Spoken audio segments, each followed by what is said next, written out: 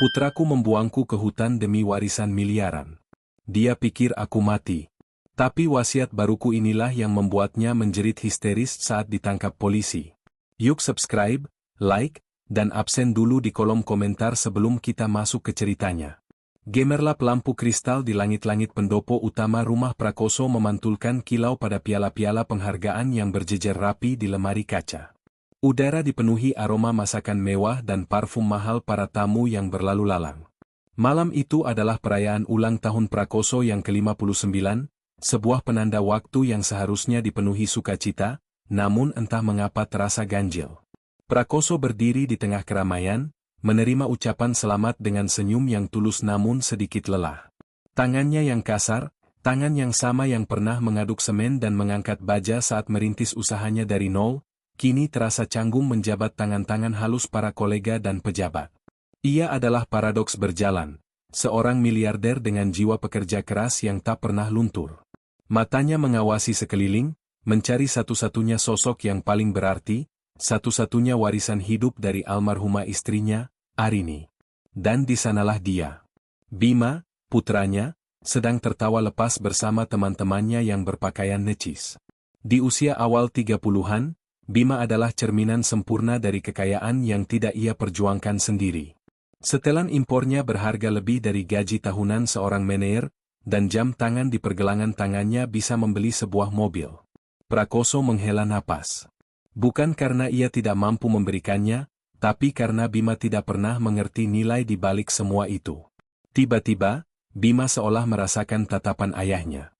Ia segera meninggalkan lingkarannya dan menghampiri Prakoso, merangkul bahunya dengan hangat, sebuah kehangatan yang terasa dipentaskan. "Ayah, kenapa berdiri sendirian? Ayo, sapa teman-temanku," kata Bima dengan suara yang dibuat seceria mungkin. "Mereka temanmu, bukan temanku, Bim," jawab Prakoso pelan.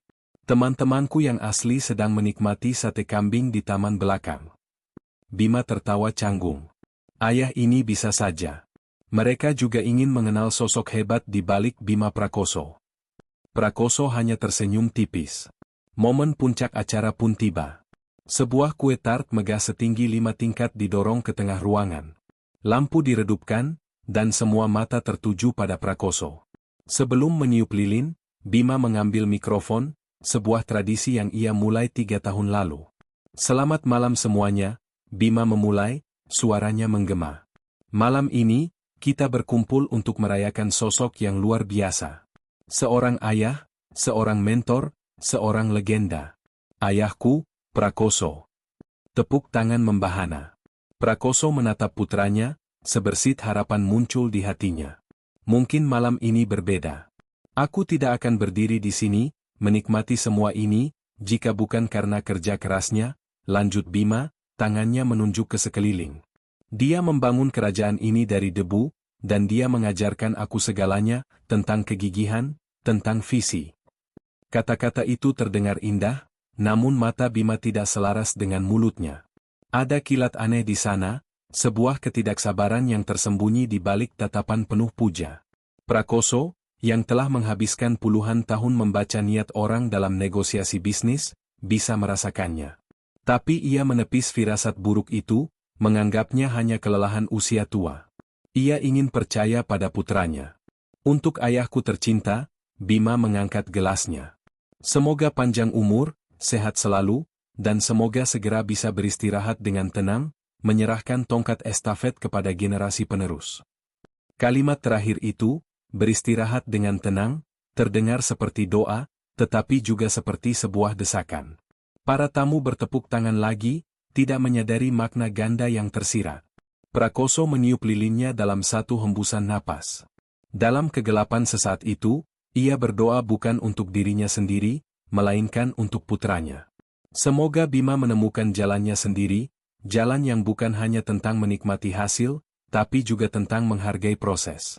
Doa yang, tanpa ia sadari, tidak akan pernah terkabul. 2 hari setelah pesta, kemewahan telah sirna, digantikan oleh keheningan yang biasa mengisi rumah besar itu. Prakoso sedang berada di ruang kerjanya, memandangi foto Arini di atas meja saat Bima masuk tanpa mengetuk pintu. "Pagi, Yah," sapanya, membawa 2 cangkir kopi. Sikap yang tidak biasa. Bima jarang bangun pagi, apalagi membuatkan kopi untuk ayahnya. Pagi, Bim. Tumben sekali, jawab Prakoso, menerima cangkir itu dengan curiga. Bima duduk di seberangnya, wajahnya dipasangi ekspresi serius yang dibuat-buat. Yah, aku banyak berpikir setelah pesta ulang tahun ayah kemarin. Oh ya? Tentang apa? Tentang waktu, kata Bima, nadanya dramatis. Waktu berjalan begitu cepat. Ayah sudah 59 tahun. Aku merasa bersalah. Selama ini aku terlalu sibuk dengan duniaku, sampai lupa meluangkan waktu berkualitas untuk ayah. Prakoso terdiam, mengamati putranya lekat-lekat. Ini adalah Bima yang ia rindukan, Bima yang perhatian, Bima yang peduli. Namun, insting bisnisnya yang tajam berteriak bahwa ini adalah sebuah presentasi, sebuah promosi penjualan di mana ia adalah targetnya. Aku punya ide, lanjut Bima, mencondongkan tubuhnya ke depan. Bagaimana kalau akhir pekan ini kita pergi berdua saja? Hanya ayah dan anak. Seperti dulu. Alis Prakoso terangkat. Dulu? Dulu kapan? Waktu aku kecil, ya. Ingat? Ayah sering mengajakku berkemah di hutan pinus Rengganis. Ayah mengajariku cara membuat api, mencari jejak, membaca bintang. Aku rindu saat-saat itu. Sebuah pukulan telak.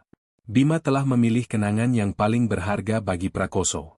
Saat-saat di mana ia merasa benar-benar menjadi seorang ayah, sebelum bisnis menyita seluruh waktunya dan mengubah putranya menjadi orang asing yang manja.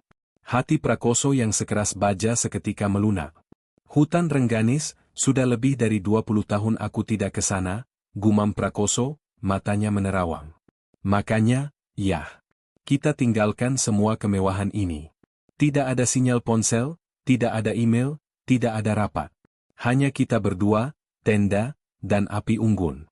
Kita bicara dari hati ke hati. Aku ingin mendengar lagi semua cerita perjuangan ayah, bukan dari buku biografi, tapi langsung dari mulut ayah sendiri. Tawaran itu terlalu indah untuk ditolak. Prakoso membayangkan dirinya duduk di depan api unggun, mewariskan bukan hanya harta, tetapi juga kebijaksanaan kepada putranya. Mungkin inilah titik baliknya. Mungkin Bima akhirnya dewasa. Kau serius, Bim? Tanya Prakoso, ingin memastikan. 100%, iya. Anggap saja ini bakti seorang anak. Hadiah ulang tahun ayah yang tertunda dari aku. Bima tersenyum lebar, dan kali ini, Prakoso memilih untuk tidak melihat kilat aneh di matanya. Ia memilih untuk percaya. Baiklah, kata Prakoso akhirnya, sebuah keputusan yang akan ia sesali seumur hidupnya. Siapkan peralatannya. Kita berangkat hari Sabtu pagi. Wajah Bima berseri-seri dengan kemenangan yang nyata. Pasti, ya. Semuanya akan aku siapkan. Ayah tinggal duduk manis saja. Saat Bima keluar dari ruangan, senyum di wajahnya berubah menjadi seringai dingin. Rencananya berhasil.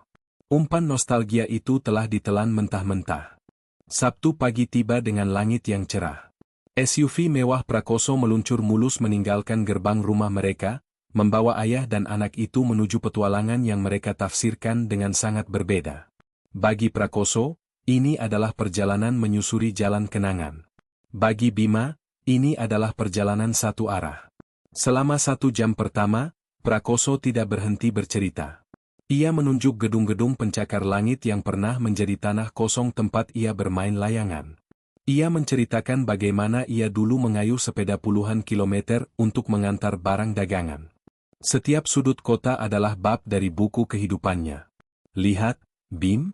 Di ruko itu dulu ayah pertama kali membuka toko kelontong. Dindingnya masih sama, kata Prakoso dengan antusias. Bima hanya menggumamkan, oh, atau, matanya lebih sering melirik GPS di dashboard daripada keluar jendela. Tangannya mencengkeram setir dengan erat, buku-buku jarinya memutih. Kau tegang sekali, Bim. Santai saja, tegur Prakoso. Tidak, ya. Hanya fokus menyetir, dalih Bima cepat. Ketika mobil meninggalkan hiruk-pikuk kota dan memasuki jalanan berkelok yang diapit pepohonan rimbun, suasana di dalam mobil pun berubah. Cerita Prakoso mulai memudar, digantikan oleh keheningan yang berat. Prakoso mengira Bima sedang meresapi suasana alam. Kenyataannya, Bima sedang menghitung kilometer, memastikan ia mengikuti rute yang telah ia tandai di petanya, rute yang sengaja ia pilih karena merupakan yang paling jarang dilalui. Dulu, jalan ini masih tanah, Bim. Kita harus mendorong mobil jeep tua ayah kalau musim hujan, kenang Prakoso lagi, mencoba memecah kesunyian. Pasti berat ya, yah, jawab Bima singkat, tanpa menoleh. Prakoso mulai merasa ada yang salah. Antusiasme putranya yang kemarin begitu meluap-luap kini lenyap tak berbekas. Ia lebih mirip seorang sopir yang sedang menjalankan tugas daripada seorang anak yang ingin menghabiskan waktu dengan ayahnya. Mereka berhenti sekali di sebuah warung kecil di tepi jalan untuk membeli beberapa botol air. Saat Prakoso membayar, ia melihat Bima menuangkan sesuatu dari botol kecil ke dalam salah satu termos kopi yang ia bawa dari rumah. "Apa itu, Bim?" tanya Prakoso saat kembali ke mobil. "Oh, ini? Ekstrak ginseng, ya. Biar ayah tetap bertenaga nanti saat mendaki. Temanku yang merekomendasikan," jawab Bima dengan lancar, senyumnya tampak meyakinkan. Lagi-lagi, Prakoso menepis keraguannya. Ia tidak mau merusak momen ini dengan kecurigaan. Ia menegur dirinya sendiri karena menjadi terlalu sinis di usia tua. Setelah 3 jam perjalanan, mereka tiba di gerbang masuk hutan Rengganis yang tampak sepi. Hanya ada satu mobil penjaga di pos. Bima mengurus izin masuk dengan cepat, lalu mengemudikan mobil lebih jauh ke dalam, menuju area perkemahan yang paling terpencil. "Sepertinya hanya ada kita di sini," kata Prakoso, melihat sekeliling. Hutan pinus menjulang tinggi, menciptakan suasana yang agung sekaligus mencekam. "Bagus, kan, ya? Benar-benar privat." "Sesuai rencana," sahut Bima, memarkir mobil di ujung jalan buntu. Mereka turun dari mobil. Udara pegunungan yang sejuk menusuk paru-paru. Tapi kesejukan itu membawa firasat dingin yang entah kenapa membuat bulu kuduk Prakoso berdiri. "Sebelum mendirikan tenda, kita jalan-jalan sebentar, ya. Ada spot pemandangan bagus di dekat sini. Aku sudah lihat di peta satelit," ajak Bima, suaranya terdengar sedikit bergetar. Prakoso setuju. Mereka berjalan menyusuri jalur setapak yang sempit selama sekitar 15 menit. Prakoso, dengan napas yang mulai terengah-engah, bersyukur Bima mengingatkannya untuk membawa tongkat pendakian. Akhirnya, mereka tiba di sebuah tebing kecil yang menjorok keluar, menyuguhkan pemandangan lembah hijau yang terhampar luas di bawahnya. Matahari sore memancarkan cahaya keemasan, melukiskan pemandangan yang spektakuler. "Luar biasa," desah Prakoso, terpesona oleh keindahan alam. "Kau benar, Bim. Ini tempat yang sempurna. Aku tahu ayah akan suka," kata Bima. Ia kemudian membuka ranselnya dan mengeluarkan termos kopi. "Kita nikmati pemandangannya sambil minum kopi hangat. Spesial buat ayah." Bima menuangkan kopi ke dalam cangkir dan menyerahkannya kepada Prakoso. Aroma kopi yang pekat bercampur dengan aroma getah pinus. Prakoso menerimanya dengan senang hati, tubuhnya yang lelah memang membutuhkan kehangatan. Ia tidak menyadari bahwa di dalam kopi itu terkandung dosis obat tidur yang sangat kuat, yang dicampur dengan ekstrak ginseng palsu tadi. "Terima kasih, Bim. Ayah benar-benar bangga padamu hari ini," ucap Prakoso tulus, menepuk pundak putranya sebelum meminum kopi itu hingga tandas. Rasanya sedikit aneh, sedikit pahit, tapi ia mengabaikannya. Mereka berdiri dalam diam selama beberapa menit, memandangi lembah. Perlahan tapi pasti, dunia di sekitar Prakoso mulai terasa berputar. Kepalanya menjadi berat, dan kakinya terasa seperti jeli. Pemandangan lembah yang indah mulai kabur. "Bim, kepala ayah pusing sekali," keluh Prakoso, tubuhnya terhuyung. Bima tidak menjawab. Ia hanya menatap ayahnya dengan ekspresi dingin yang belum pernah Prakoso lihat sebelumnya. Wajah penuh kasih sayang beberapa saat lalu kini berubah menjadi topeng tanpa emosi. "Bim?" panggil Prakoso lagi, suaranya melemah. Ia mencoba berpegangan pada lengan putranya, tetapi Bima melangkah mundur, membiarkan ayahnya jatuh berlutut. Kesadaran Prakoso memudar dengan cepat. Hal terakhir yang ia lihat adalah sepatu bot putranya yang mahal berdiri di depannya, dan wajah Bima yang menatapnya dari atas, bukan dengan kebencian atau kemarahan, tetapi dengan sesuatu yang lebih mengerikan, ketidakpedulian total. Seolah Prakoso hanyalah sebuah rintangan yang akhirnya berhasil disingkirkan. Kegelapan kemudian menelannya sepenuhnya. Setelah memastikan ayahnya benar-benar pingsan, Bima bergerak dengan efisiensi yang mengerikan. Ia menyeret tubuh Prakoso yang terkulai menjauhi tebing, masuk lebih dalam ke semak-semak yang lebat, sekitar 50 meter dari jalur setapak. Ia tahu, di usianya, dengan efek obat bius, kecil kemungkinan ayahnya bisa menemukan jalan kembali bahkan jika ia siuman. Ia merogoh saku Prakoso, mengambil ponselnya, dan membantingnya ke batu hingga layarnya retak dan mati total. Kemudian, dari sakunya sendiri, ia mengeluarkan secarik kertas yang telah ia siapkan. Ia meletakkannya dengan rapi di atas dada ayahnya. Tanpa menoleh ke belakang sekalipun, Bima berjalan kembali ke jalur setapak, lalu menuju mobil. Ia menyalakan mesin dan pergi dari sana, meninggalkan ayahnya yang tak berdaya di tengah belantara yang mulai gelap, di ambang malam yang panjang dan mematikan. Rasa dingin adalah hal pertama yang menyambut kesadaran Prakoso. Bukan dinginnya udara pegunungan yang sejuk, melainkan dingin yang menusuk tulang, dingin yang terasa merayap dari tanah lembab menembus pakaiannya dan membekukan sumsumnya. Ia membuka matanya perlahan. Di atasnya, kanopi pohon-pohon pinus yang rapat membentuk siluet hitam dengan latar belakang langit yang sudah berwarna nila pekat. Kegelapan malam hampir tiba. Kepalanya berdenyut hebat. Ingatannya kabur, terfragmentasi. Kopi, pemandangan lembah, wajah Bima yang dingin. Bima, serunya, suaranya serak dan lemah.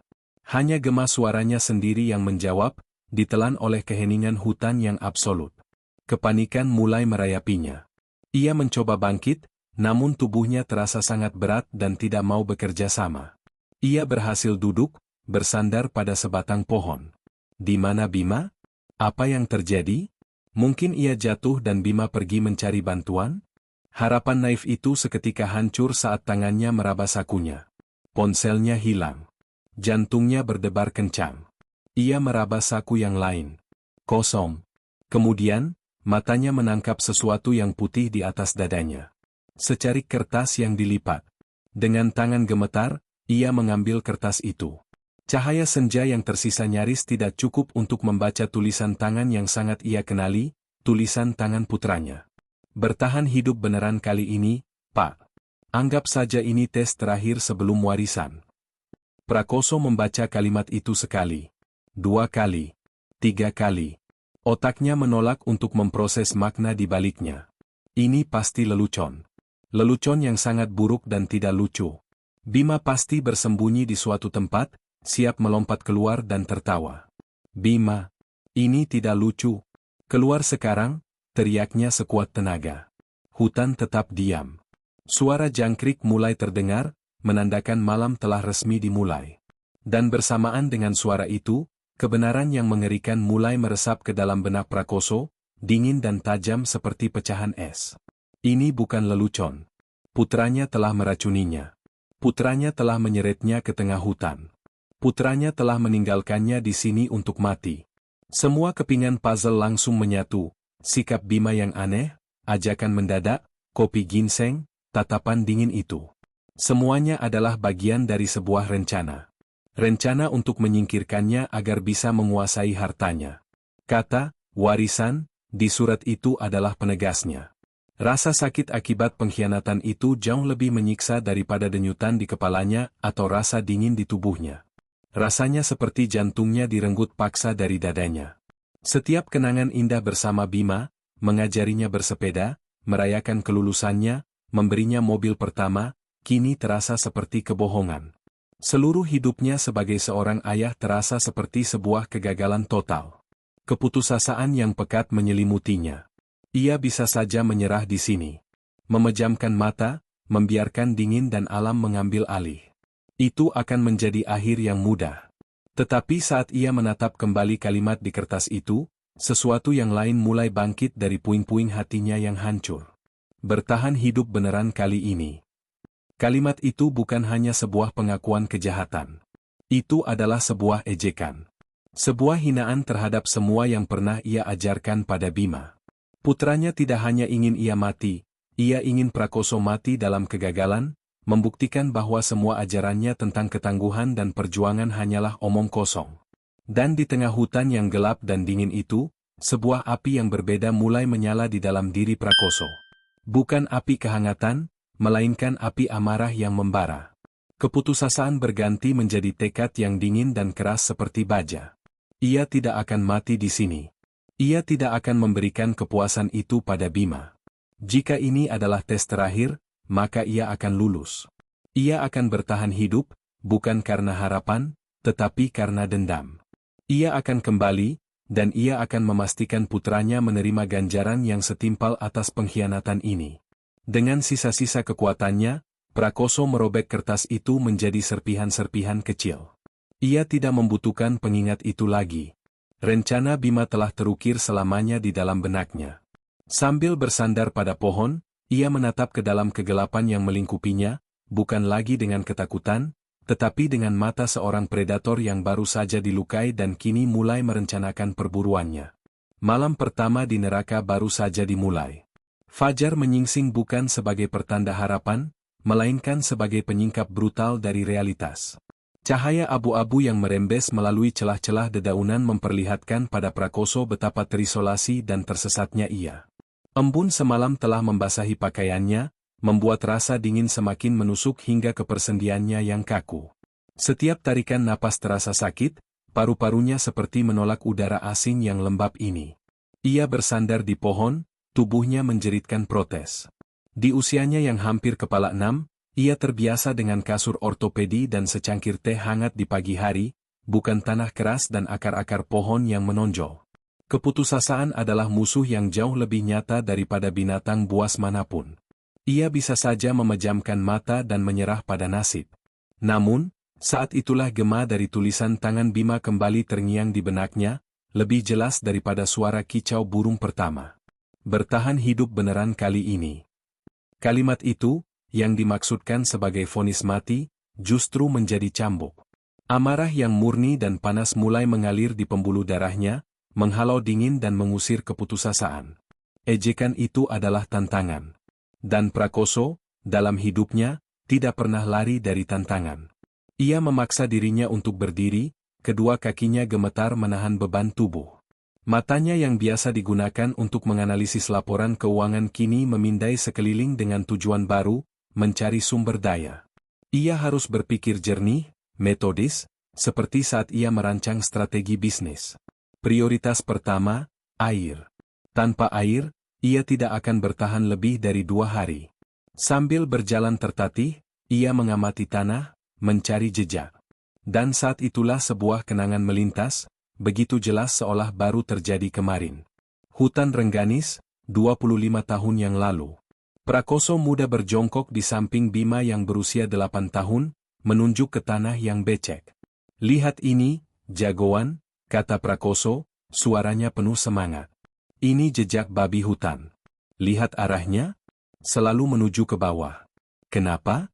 Karena semua makhluk hidup butuh air, dan air selalu mengalir ke tempat yang lebih rendah. Kalau kau tersesat, ikuti saja jalan menurun, cepat atau lambat kau akan menemukan sungai atau sumber air. Bima kecil menatapnya dengan mata berbinar penuh kekaguman. Wah, ayah hebat. Tahu segalanya.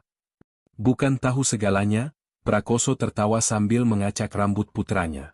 Ayah hanya belajar dari alam.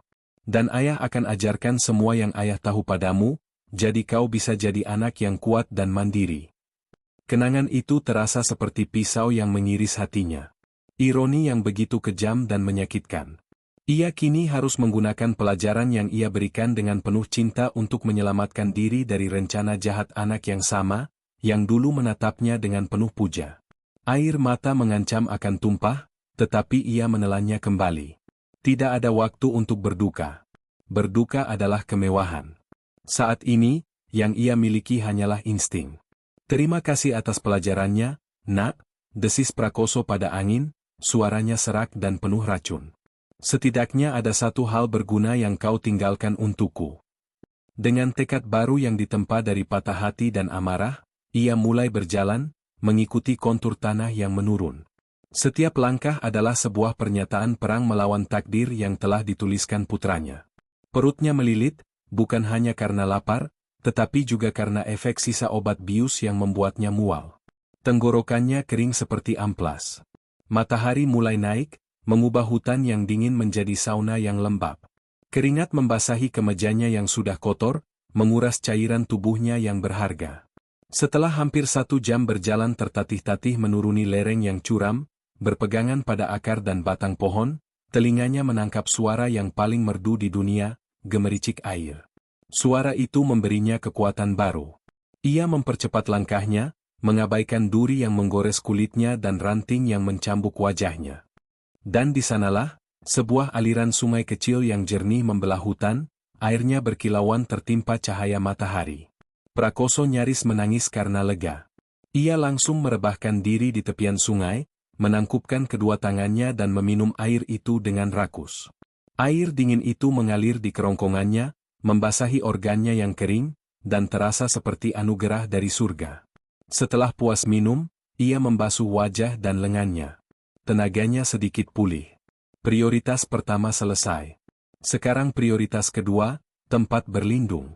Malam akan datang lagi, dan ia tidak mau mengalaminya dalam kondisi terbuka dan rentan seperti semalam. Ia menyusuri tepi sungai, mencari lokasi yang ideal. Akhirnya ia menemukannya, sebuah ceruk di bawah formasi bebatuan besar yang menjorok keluar, terlindung dari 3 sisi. Tempat itu cukup kering dan bisa melindunginya dari angin dan hujan. Pekerjaan pun dimulai. Dengan tangan kosong, ia mengumpulkan dahan-dahan pohon yang sudah tumbang, menumpuknya di sisi yang terbuka untuk membuat dinding darurat.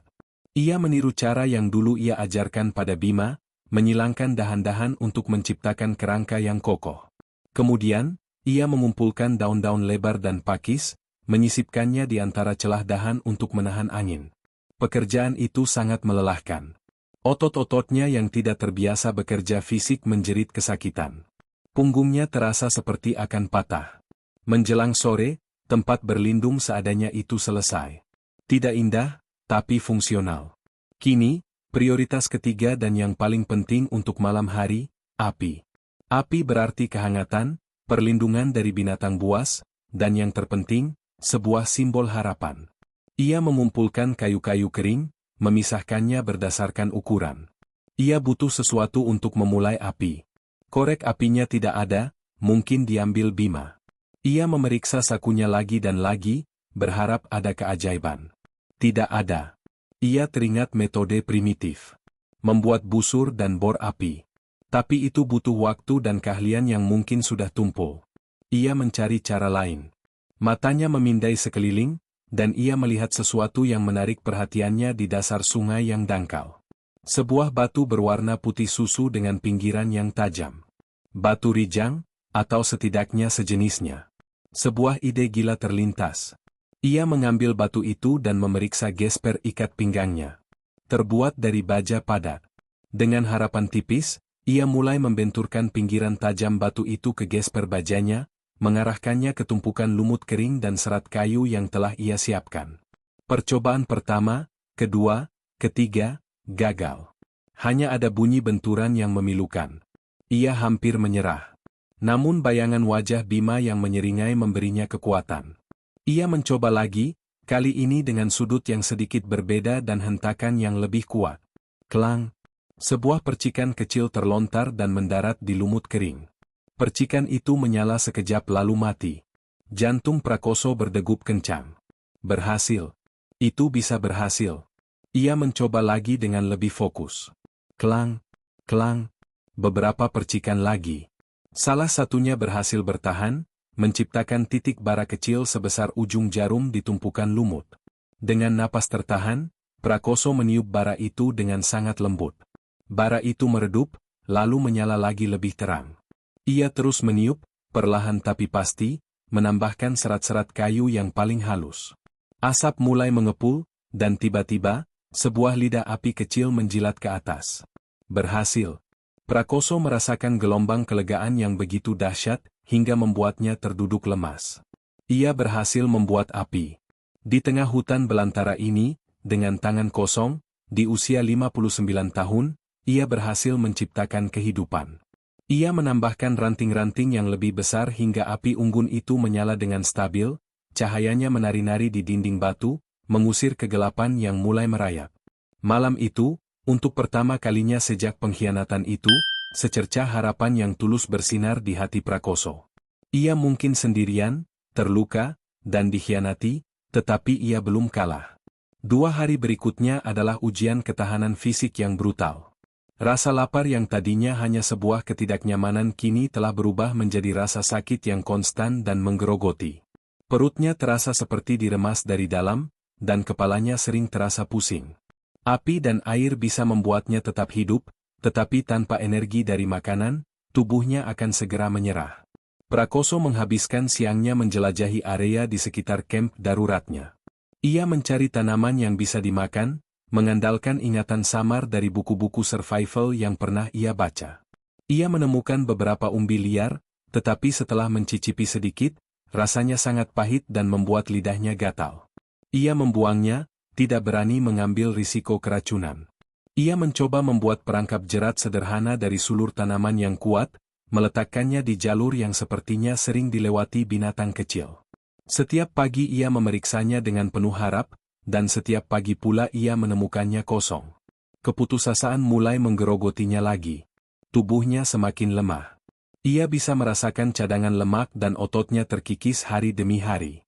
Pada malam ketiga, saat ia sedang duduk meringkuk di dekat api, ia mendengar suara. Bukan suara jangkrik atau desiran angin, melainkan suara gemerisik dahan yang patah di semak-semak, tidak jauh dari tempatnya. Suara itu berat dan disengaja. Prakoso sontak menegakkan tubuh, jantungnya berdebar kencang. Ia meraih dahan kayu paling tebal dari tumpukan kayu bakarnya, menggenggamnya erat seperti sebuah senjata. Api unggunnya sedikit meredup, menciptakan bayangan-bayangan panjang yang menari-nari di sekelilingnya, mengubah hutan menjadi panggung yang mengerikan. Dari kegelapan, 2 titik mata yang berkilat membalas tatapannya. Kemudian, sesosok tubuh besar dan gelap melangkah perlahan ke dalam lingkaran cahaya api. Babi hutan. Ukurannya besar, dengan taring melengkung yang menonjol dari moncongnya, tampak kotor dan mengancam. Hewan itu mendengus, mengendus udara, mungkin tertarik dengan sisa aroma umbi yang tadi ia buang. Naluri pertama Prakoso adalah berteriak dan lari. Tetapi ia tahu, di wilayah ini, dialah penyusupnya. Lari hanya akan memancing insting pemangsa hewan itu. Ia harus berdiri di tempatnya. Ia adalah seorang CEO yang pernah menghadapi para buaya di ruang rapat. Ini hanyalah seekor babi. Ia mengumpulkan seluruh keberaniannya, berdiri perlahan, dan mengangkat dahan kayu di tangannya. "Hus, pergi," teriaknya, suaranya terdengar lebih gemetar dari yang ia inginkan. Babi hutan itu hanya mendengus lagi, sama sekali tidak terintimidasi. Ia mengambil 1 langkah maju. Prakoso tahu ia hanya punya 2 pilihan, dipojokkan di ceruk batunya atau melakukan perlawanan. Ia memilih yang kedua. Dengan teriakan yang lebih mirip raungan putus asa, Prakoso menghentakkan dahan kayu itu ke tanah sekeras yang ia bisa, sambil melangkah maju ke arah si babi. "Pergi kau!" Aksinya yang tiba-tiba dan agresif itu tampaknya mengejutkan si babi hutan. Hewan itu mundur selangkah, kepalanya menunduk, seolah menimbang-nimbang. Mereka berhadapan selama beberapa detik yang terasa seperti selamanya, 2 makhluk yang berjuang untuk supremasi di wilayah kecil yang diterangi api itu. Akhirnya, dengan 1 dengusan terakhir yang penuh kekesalan, babi hutan itu berbalik dan menghilang ke dalam kegelapan. Prakoso tetap berdiri mematung sampai suara langkah hewan itu benar-benar lenyap. Kemudian, adrenalin yang membanjirinya surut, meninggalkannya dengan tubuh yang gemetar hebat. Ia ambruk ke tanah, napasnya tersengal-sengal. Malam ini, ia bukan hanya berburu makanan, tetapi ia juga menjadi buruan. Ia selamat, tetapi insiden itu meninggalkan bekas yang dalam. Hutan ini tidak akan memberinya apapun dengan mudah. Setiap jengkal kehidupan harus direbut dan dipertahankan. Malam itu, tidurnya tidak nyenyak, dipenuhi mimpi buruk tentang taring yang berkilat dan mata yang mengawasinya dari kegelapan. Rasa lapar dan rasa takut menjadi 2 predator yang menguntitnya tanpa henti. Hari ke-5. Atau mungkin ke-6? Prakoso sudah kehilangan hitungan waktu.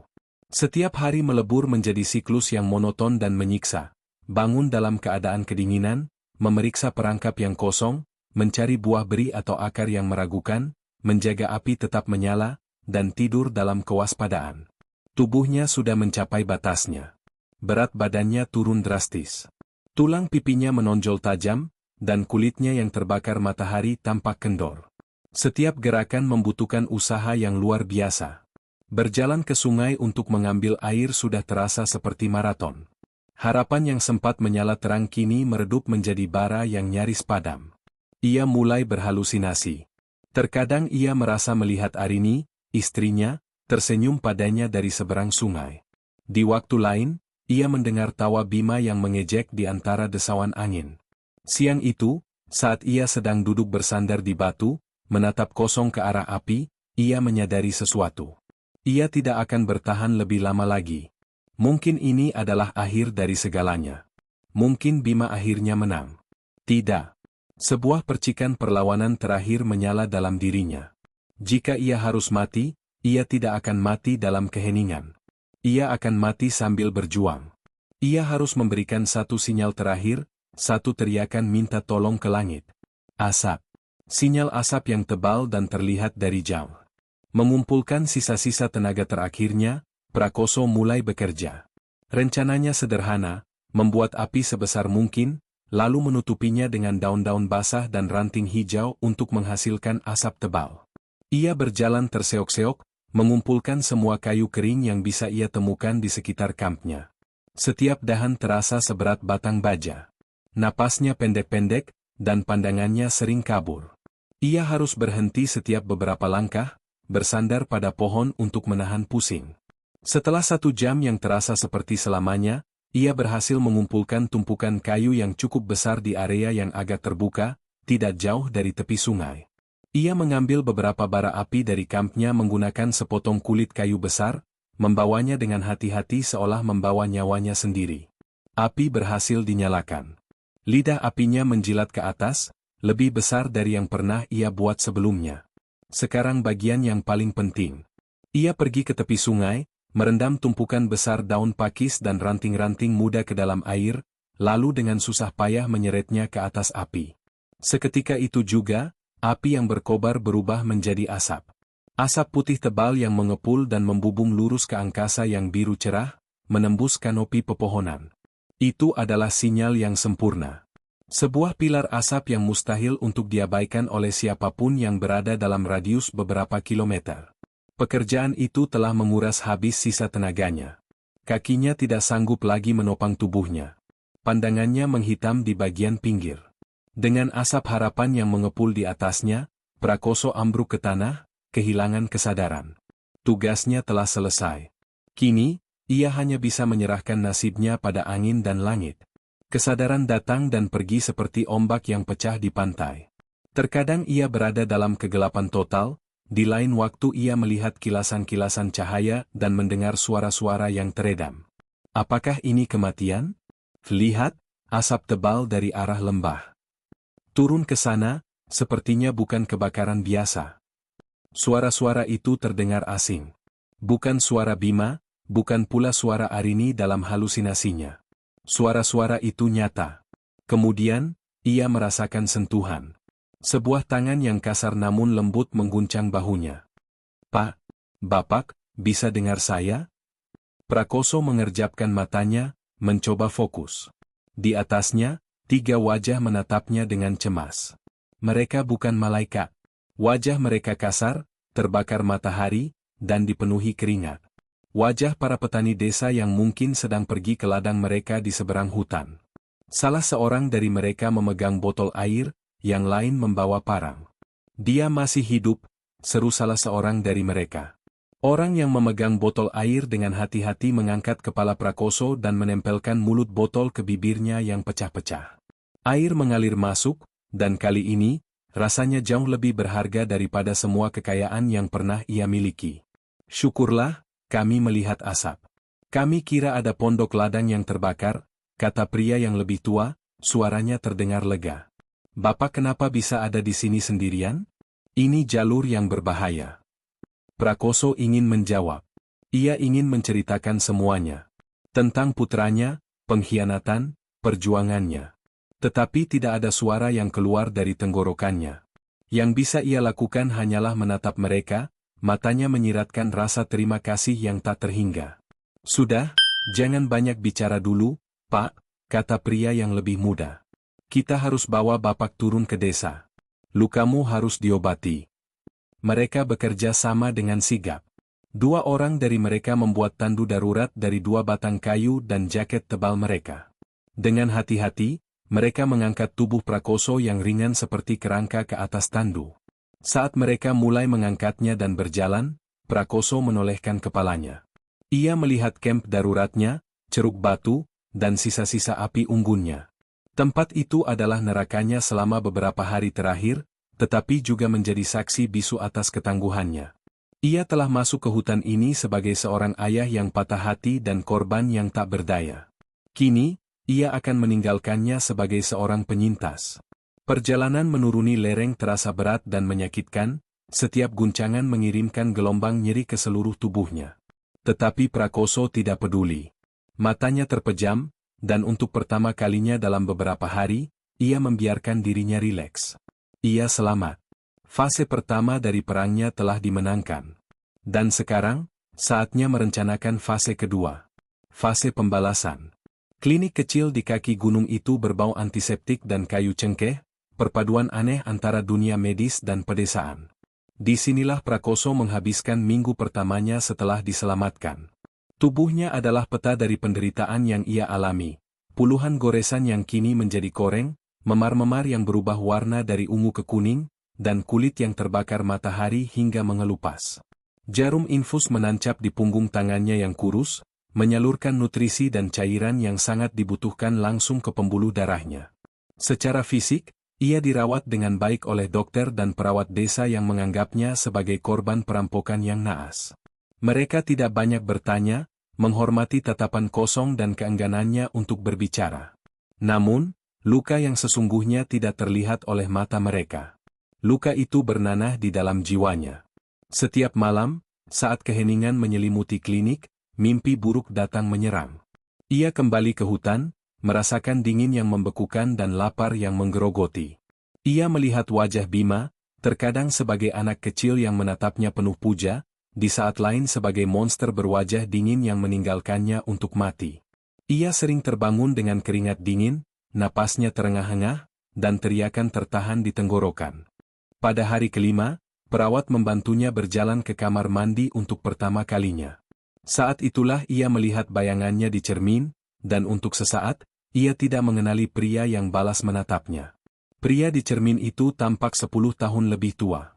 Rambutnya yang dulu hanya beruban di pelipis kini nyaris memutih seluruhnya. Wajahnya tirus dengan tulang pipi yang menonjol tajam. Tetapi yang paling mengejutkan adalah matanya. Mata itu tidak lagi memancarkan kehangatan atau kebijaksanaan seorang ayah. Mata itu dingin, keras, dan kosong, seperti mata seekor serigala yang selamat dari musim dingin yang panjang dan brutal. Pria yang penuh kasih dan mudah percaya itu telah mati di hutan Rengganis. Pria yang berdiri di sini sekarang adalah sesuatu yang lain, sesuatu yang lebih keras dan lebih berbahaya. Bapak Prakoso?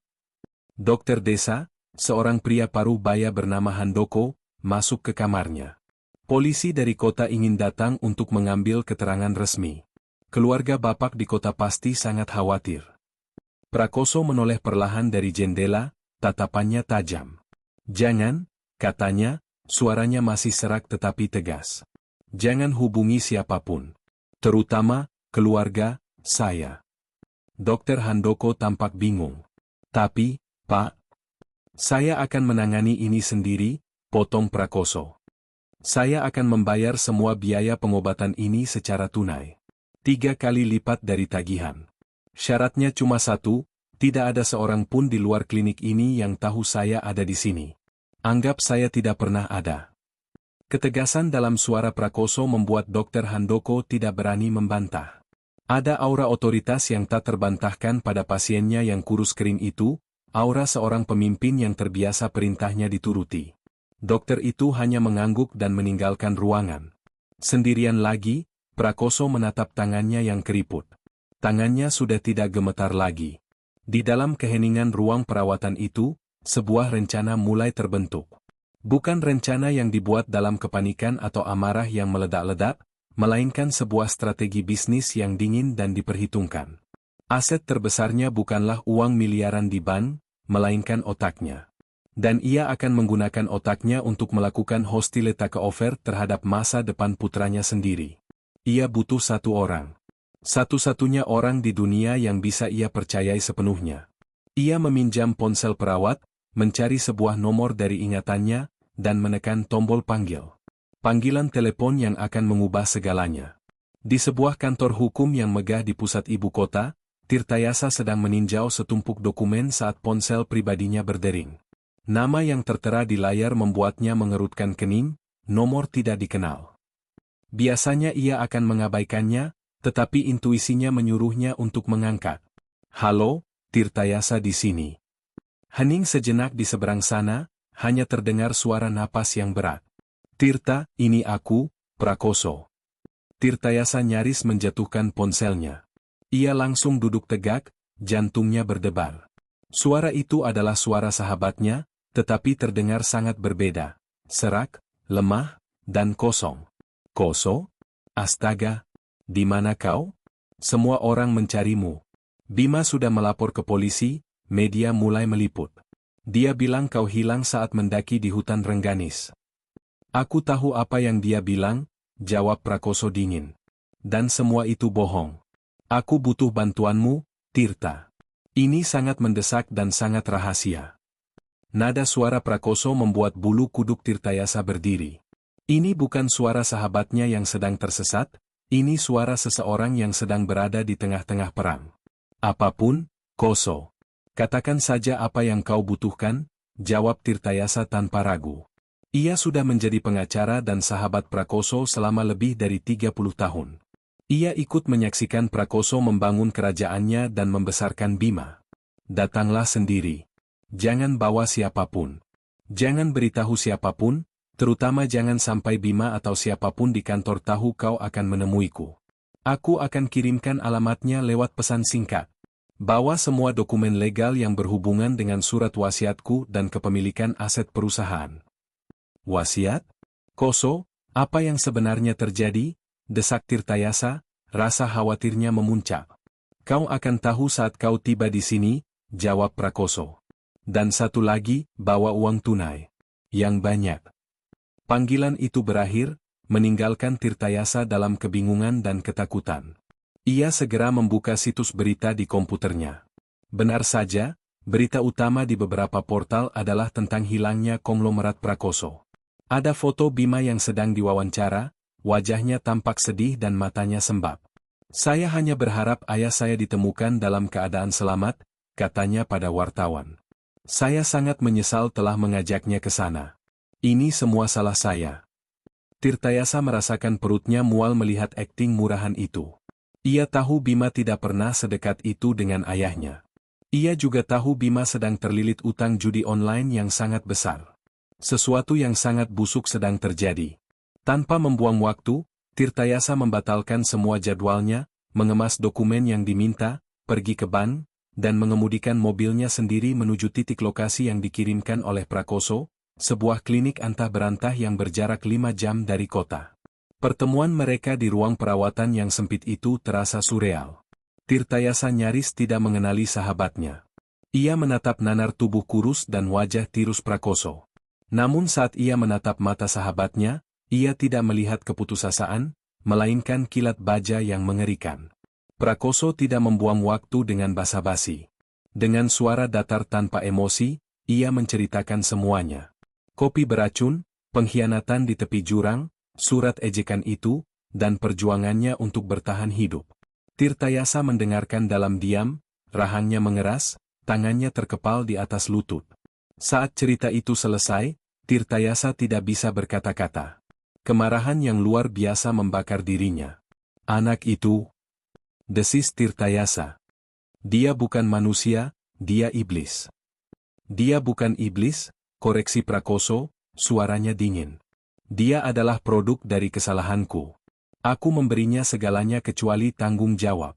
Sekarang, aku akan memberinya pelajaran terakhir. Dan kau, sahabatku, akan membantuku menyusun kurikulumnya. Di bawah temaram lampu neon klinik, meja kecil di samping tempat tidur Prakoso berubah menjadi meja perang. Tirtayasa telah menyebarkan dokumen-dokumen di atasnya. Surat wasiat lama, daftar aset, akta perusahaan.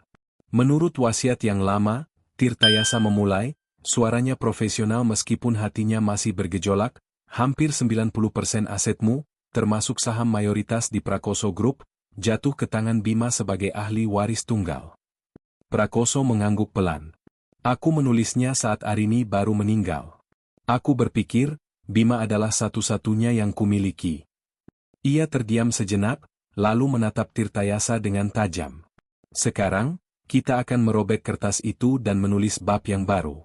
Siapkan laptopmu. Aku akan mendiktekannya. Tirtayasa membuka laptopnya, jari-jarinya siap di atas keyboard. Ia siap menulis ulang sebuah takdir. Surat wasiat dan testamen terakhir dari Prakoso. Prakoso memulai, suaranya mantap dan jelas. Saya, dalam keadaan sehat akal dan pikiran, tanpa paksaan dari pihak manapun, dengan ini menyatakan bahwa semua surat wasiat yang pernah saya buat sebelumnya tidak berlaku lagi. Ia berhenti sejenak, menatap keluar jendela, ke arah hutan yang nyaris merenggut nyawanya. Poin pertama. Seluruh aset pribadi saya, baik yang bergerak maupun tidak bergerak, termasuk seluruh properti, kendaraan, simpanan di bank, deposito, dan investasi pribadi, yang terdaftar atas nama saya, Prakoso, akan dilikuidasi setelah saya meninggal. Tirtayasa mengangkat alisnya. Likuidasi? Dijual semua? Benar. Jual semuanya, tegas Prakoso. Dan seluruh hasilnya, 100% tanpa terkecuali, akan disumbangkan untuk mendirikan dan mendanai sebuah yayasan baru. Yayasan apa? Sebuah senyum tipis yang mengerikan tersungging di bibir Prakoso. Beri nama yayasan itu, Yayasan Harapan Bangsa untuk Orang Tua Telantar. Yayasan yang bertujuan untuk memberikan tempat tinggal, perawatan medis, dan kehidupan yang layak bagi para orang tua yang ditinggalkan atau ditelantarkan oleh anak-anak mereka. Buat klausul yang spesifik, Tirta. Sangat spesifik. Tirtayasa menelan ludah, mengerti arah permainan ini. Ini bukan sekadar pembalasan, ini adalah sebuah mahakarya ironi yang kejam.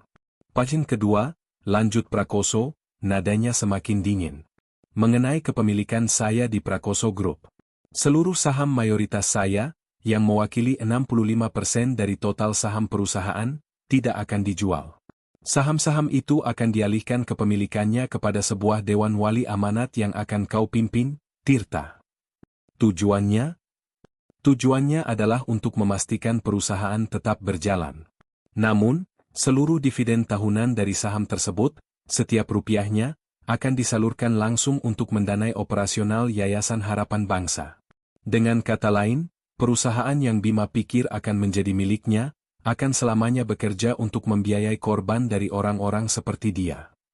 Tirtayasa hanya bisa menggelengkan kepalanya, takjub sekaligus ngeri dengan kecemerlangan rencana sahabatnya.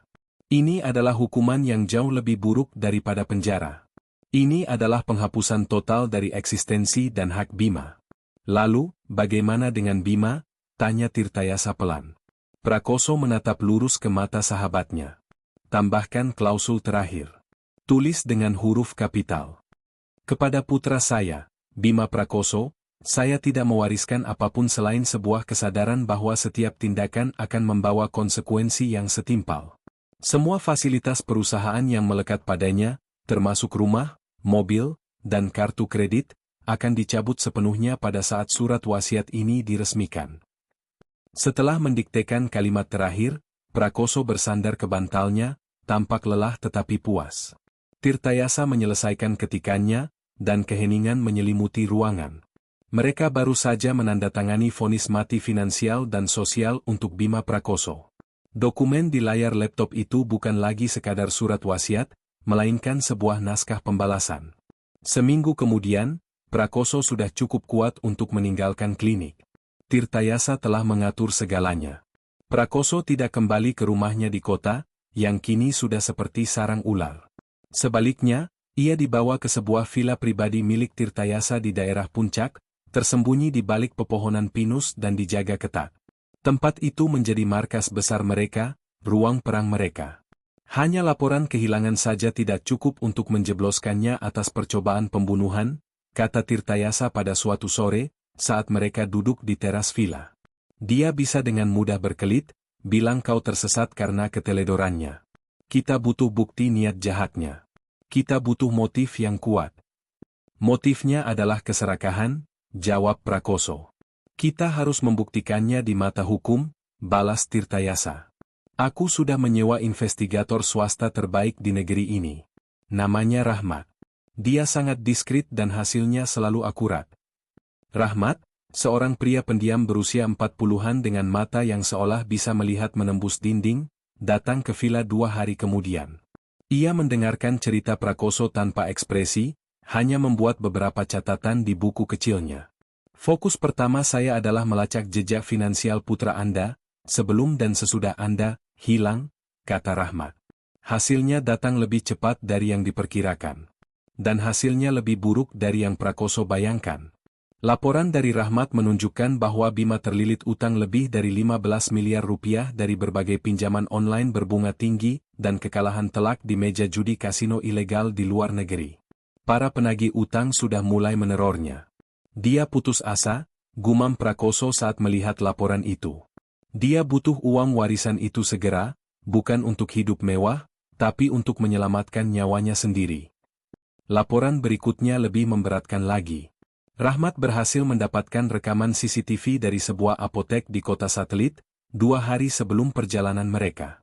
Rekaman itu menunjukkan Bima, mengenakan topi dan masker, membeli obat tidur cair dalam dosis tinggi, jenis yang sama yang ditemukan dalam sisa darah Prakoso saat diperiksa di klinik.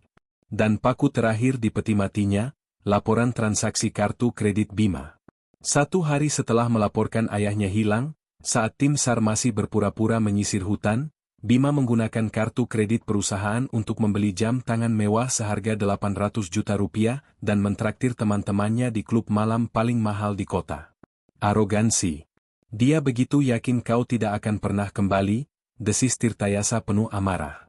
Prakoso hanya menatap bukti-bukti itu dengan wajah tanpa ekspresi.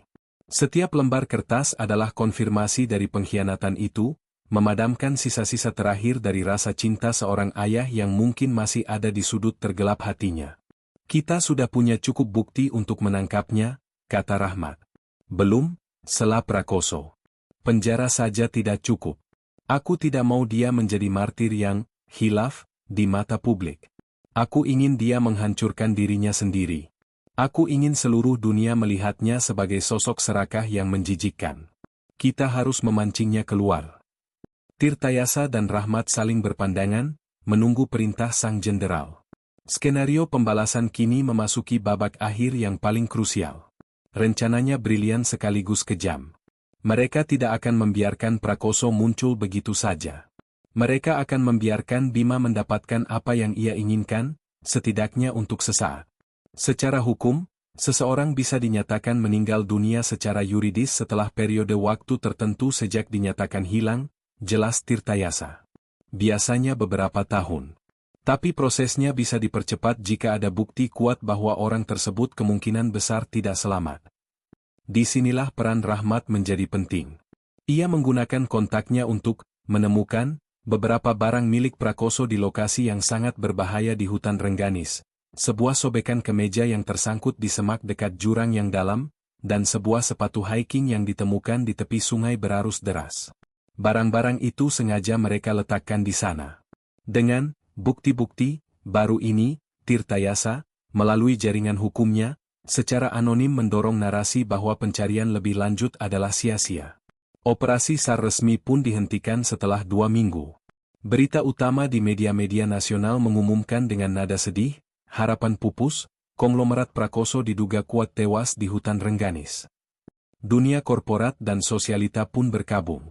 Ucapan belasungkawa mengalir deras untuk Bima, sang putra tunggal yang malang, yang kini harus menanggung beban duka sekaligus warisan kerajaan bisnis ayahnya. Dari villa persembunyiannya, Prakoso menyaksikan semuanya melalui layar televisi dan tablet. Ia melihat Bima menangis di depan kamera, mengadakan tahlilan mewah di rumahnya, dan menerima kunjungan dari para pejabat yang mengucapkan simpati. Perut Prakoso terasa seperti diaduk melihat sandiwara itu. Umpannya sudah di air, kata Rahmat, yang duduk di seberang ruangan. Sekarang kita tunggu ikannya menyambar. Mereka tidak perlu menunggu lama. Tepat 1 bulan setelah ayahnya dinyatakan tewas, Bima, merasa di atas angin dan tidak sabar untuk melunasi utang-utangnya, melakukan langkah yang mereka tunggu-tunggu. Melalui pengacaranya, ia secara resmi mengajukan permohonan ke pengadilan untuk penetapan status kematian ayahnya, agar proses pencairan aset dan warisan bisa segera dimulai. Ia bahkan melampirkan bukti-bukti yang ditemukan tim SAR sebagai penguat permohonannya. Di vila persembunyiannya, Tirtayasa menutup telepon dari informannya di pengadilan.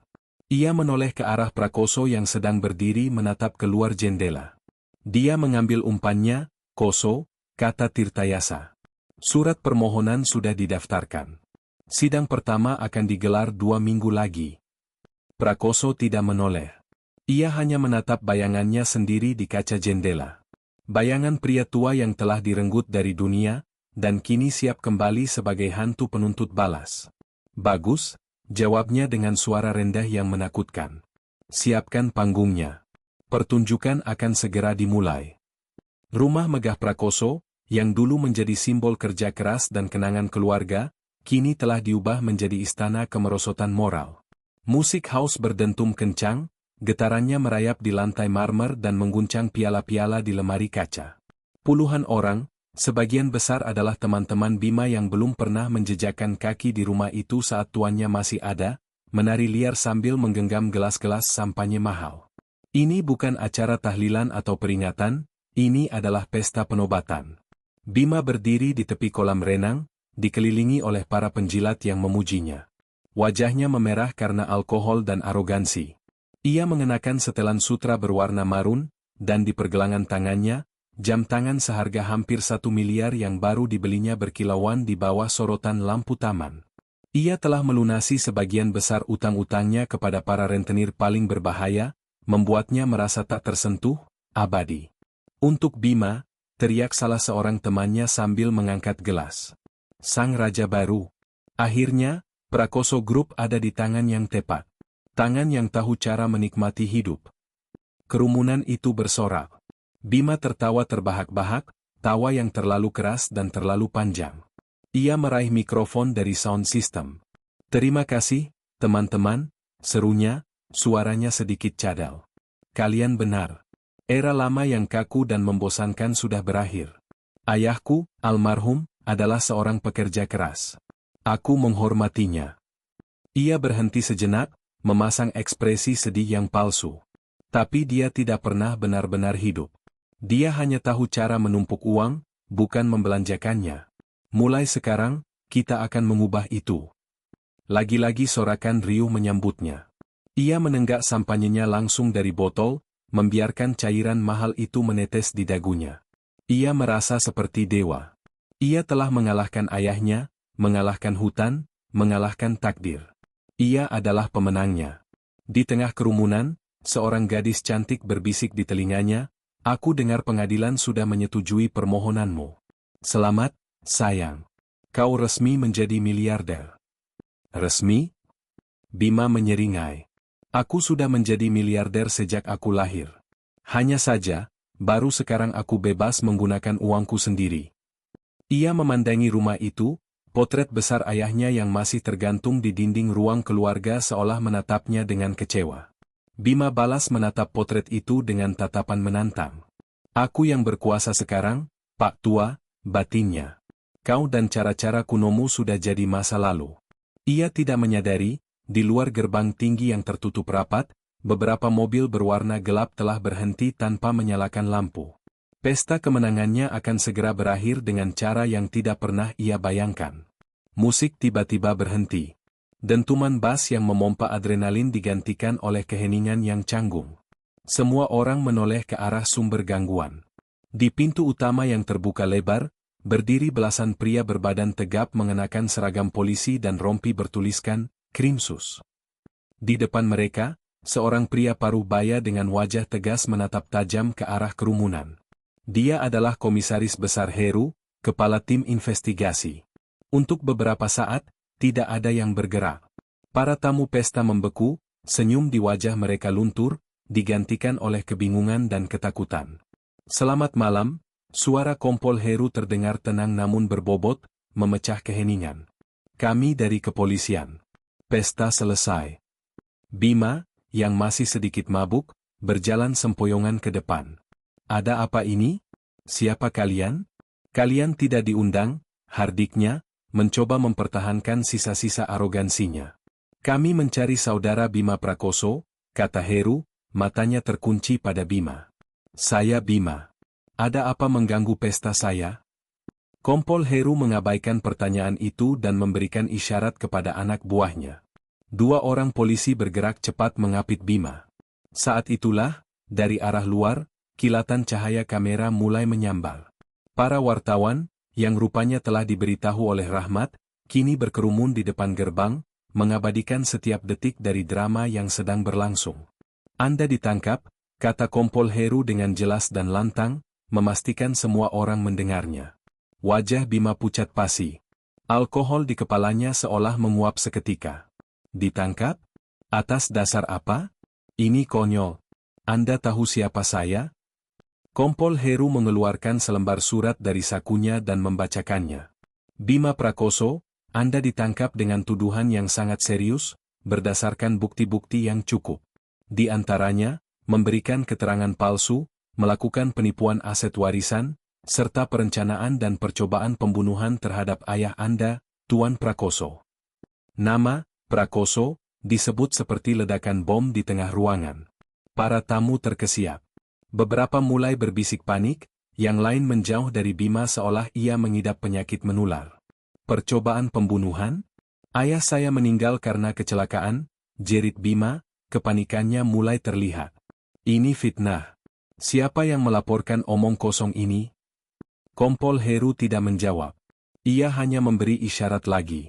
Salah seorang petugas memborgol kedua tangan Bima di belakang punggungnya. Bunyi klik dari borgol itu terdengar sangat keras di tengah keheningan yang mencekam. Anda punya hak untuk diam. Semua yang Anda katakan bisa dan akan digunakan untuk melawan Anda di pengadilan, kata petugas itu. Saat Bima digiring keluar dari rumahnya sendiri, melewati para tamu yang menatapnya dengan campuran ngeri dan jijik, ia melihat kilatan kamera wartawan yang membabi buta. Reputasinya, kebebasannya, dan dunianya yang baru saja ia rebut, hancur lebur dalam hitungan menit. Di tengah kekacauan itu, ia melihat satu sosok di kejanghan, berdiri di samping mobil yang tidak mencolok di seberang jalan. Sosok pengacara ayahnya, Tirtayasa, yang menatapnya dengan ekspresi dingin tanpa belas kasihan. Saat itu, Bima sadar. Ini bukan penangkapan biasa. Ini adalah sebuah eksekusi yang telah direncanakan dengan sempurna. Ruang interogasi itu sempit, dingin, dan berbau pengap. Hanya ada satu meja besi dan 3 kursi. Bima duduk di salah satunya, setelan sutra marunnya kini tampak kusut dan konyol di tempat ini. Wajahnya pucat dan matanya bengkak. Arogansinya telah sepenuhnya luntur, digantikan oleh ketakutan yang nyata. Ia sudah berada di sana selama berjam-jam, dibombardir dengan bukti-bukti yang tidak bisa ia sangkal. Rekaman CCTV ia membeli obat tidur, laporan transaksi kartu kreditnya, kesaksian para penagih utang. Pengacara yang disewanya hanya bisa menasihatinya untuk diam. Tembok di sekelilingnya semakin merapat. Tiba-tiba, pintu terbuka. Kompol Heru masuk, tetapi ia tidak sendirian. Di belakangnya, berjalan sesosok pria yang membuat napas Bima tercekat di tenggorokan. Prakoso. Ayahnya masih hidup. Ia berdiri di sana, lebih kurus, lebih tua, dengan rambut yang memutih dan wajah yang dipenuhi guratan penderitaan. Tetapi matanya menyala dengan intensitas yang dingin dan menusuk. Ini bukan ayahnya yang hangat dan pemaaf. Ini adalah hantu yang bangkit dari kubur untuk menuntut balas. Halo, Bima, suara Prakoso terdengar serak, tetapi setiap katanya tajam seperti belati. Bima tidak bisa berkata-kata. Mulutnya terbuka, tetapi tidak ada suara yang keluar. Seluruh sistem sarafnya seolah mengalami korsleting. Pria yang ia yakini sudah membusuk di dasar jurang kini berdiri 3 meter di depannya. Semua kebohongannya, semua rencananya, runtuh seketika. Kekekau, gagapnya. Bagaimana? Prakoso berjalan perlahan mendekati meja, lalu duduk di kursi di seberang Bima. Kompol Heru dan Tirtayasa berdiri di dekat pintu, memberikan mereka ruang. Prakoso menatap lurus ke mata putranya, tatapan yang begitu berat hingga Bima merasa seperti sedang dihancurkan. Tidak ada teriakan. Tidak ada makian. Prakoso hanya duduk di sana dalam keheningan selama hampir 1 menit penuh, membiarkan Bima tenggelam dalam keterkejutannya sendiri. Keheningan itu jauh lebih menakutkan daripada amukan apapun. Akhirnya, Prakoso berbicara. Hanya 1 pertanyaan, diucapkan dengan suara rendah yang bergetar karena emosi yang tertahan. Kenapa, Bim? Pertanyaan sederhana itu meruntuhkan pertahanan terakhir Bima. Bukan, bagaimana kau bisa melakukan ini, atau, kau anak durhaka. Hanya, kenapa? Sebuah pertanyaan tulus dari seorang ayah yang benar-benar ingin mengerti kegelapan macam apa yang telah menelan jiwa putranya. Aku butuh uang, bisik Bima, matanya mulai berkaca-kaca. Utangku banyak. Mereka mengancam akan membunuhku. Uang? Prakoso menggeleng pelan, seulas senyum pahit terukir di wajahnya. Kau bisa datang padaku. Kau bisa memintanya. Sekalipun aku marah, sekalipun aku kecewa, apa kau pikir aku akan membiarkan putraku satu-satunya dibunuh karena utang? Bima tidak bisa menjawab. Ia tahu ayahnya benar. Ini bukan soal uang, kan? Lanjut Prakoso, suaranya sedikit meninggi. Ini soal kebencian. Kau membenciku karena aku adalah bayang-bayang yang tidak bisa kau lampaui. Kau ingin memiliki semua hasilnya tanpa mau merasakan perjuangannya. Kau tidak ingin menyelamatkan nyawamu, kau ingin merebut hidupku. Bima mulai menangis, sebuah tangisan yang menyedihkan dari seorang pria dewasa yang hancur. Maafkan aku, ayah. Maafkan aku. Prakoso menatap tangisan itu tanpa emosi. Sudah terlambat untuk air mata. Maafmu tidak ada artinya lagi, katanya sambil berdiri. Aku datang ke sini bukan untuk mendengar penyesalanmu. Aku datang agar kau tahu, bahwa aku selamat bukan karena keberuntungan. Aku selamat karena aku menolak untuk mati. Aku menggunakan semua pelajaran yang pernah kuberikan padamu untuk bertahan hidup, sementara kau menggunakan semua yang kuberikan padamu untuk mencoba membunuhku. Ia berjalan ke arah pintu, berhenti sejenak di samping Tirtayasa. Pertemuan kita berikutnya adalah saat pembacaan wasiat. Pastikan kau hadir. Dengan kata-kata terakhir yang dingin itu, Prakoso meninggalkan ruangan, membiarkan Bima terisak sendirian dalam penyesalannya yang tak berguna. Pintu besi itu tertutup dengan bunyi debam yang final, memisahkan dunia mereka untuk selamanya. Ruang rapat di kantor Tirtayasa terasa dingin dan formal. Tidak ada emosi di sana, hanya aroma kertas dan hukum. Bima duduk di salah satu sisi meja panjang, mengenakan seragam tahanan berwarna oranye, diapit oleh 2 orang penjaga. Wajahnya kuyu dan tatapannya kosong.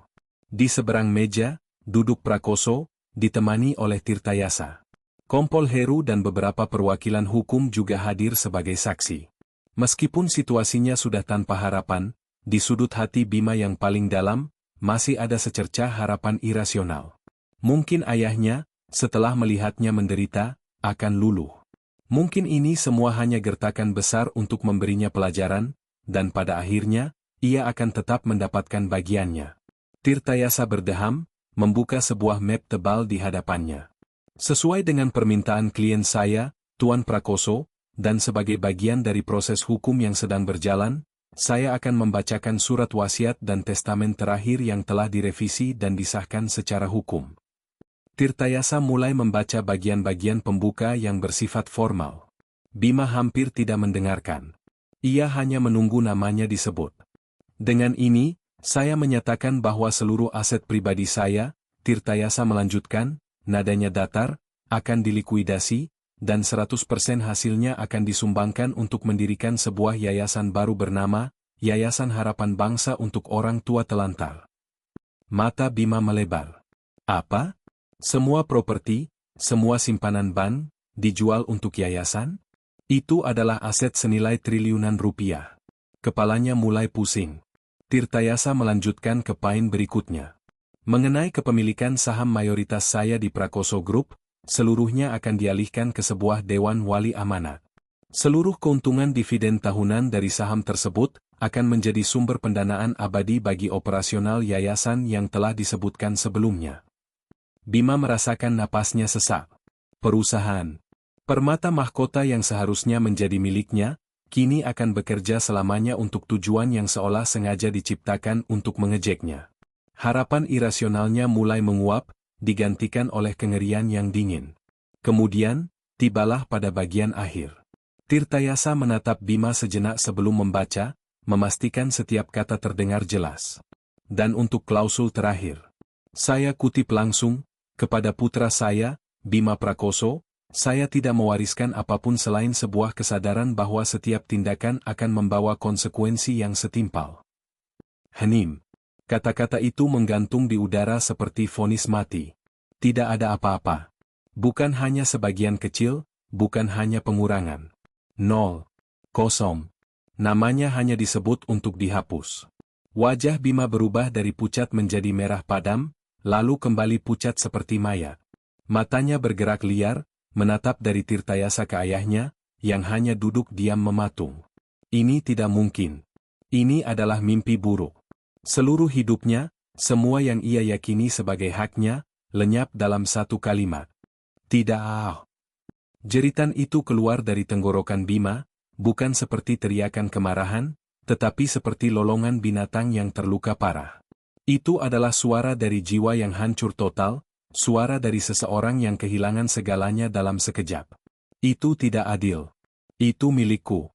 Semuanya milikku, raungnya, matanya membelalak gila. Ia mencoba menerjang ke arah ayahnya, tetapi kedua penjaga dengan sigap menahannya, mendorongnya kembali ke kursi. Aku putramu. Kau tidak bisa melakukan ini padaku, ia meracau, air mata dan air liur bercampur di wajahnya. Ia menatap Prakoso, memohon. Ayah, tolong, ayah, aku mohon ampun. Prakoso menatap putranya untuk terakhir kalinya. Di dalam diri Bima yang menjerit-jerit histeris itu, ia tidak lagi melihat putranya. Ia melihat monster keserakahan yang telah ia bantu ciptakan.